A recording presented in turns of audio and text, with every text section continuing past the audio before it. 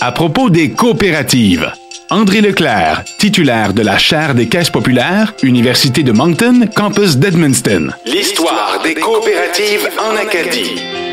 Les gens connaissent le mouvement coopératif. Ils savent qu'il y a des caisses populaires, ils savent que votre radio est une coopérative, etc. Ça vient d'un besoin à l'idée de créer une coopérative. Il faut monter à la grande crise des années 30. Il y a des promoteurs, c'était souvent des gens du clergé qui s'associaient avec des leaders des communautés, qui ont développé un modèle un peu spécial d'éducation populaire qu'on a appelé le mouvement d'Antigonish, à cause de l'Université Saint-François-Xavier, en Antigonish, en Nouvelle-Écosse. Ces gens-là, donc, ont développé un système d'éducation populaire pour amener les gens à prendre conscience de leurs problèmes, les amener à faire un bon diagnostic et à identifier des solutions. Au Nouveau-Brunswick, il y avait, au début des années 40, près de 750 cercles d'études qui se rencontraient et qui réfléchissaient au développement communautaire. Et c'est de ces initiatives-là que sont sorties toutes les coopératives là, qu'on a développées, caisses populaires, coop de consommation, coop agricole, de pêche, etc.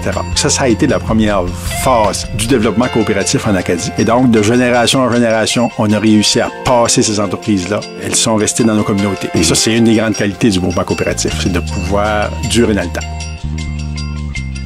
Cette capsule coop vous a été présentée par votre coopérative Radio Restigouche Limitée grâce à la généreuse collaboration de votre Caisse populaire Restigouche. Plus haut, plus loin, ensemble.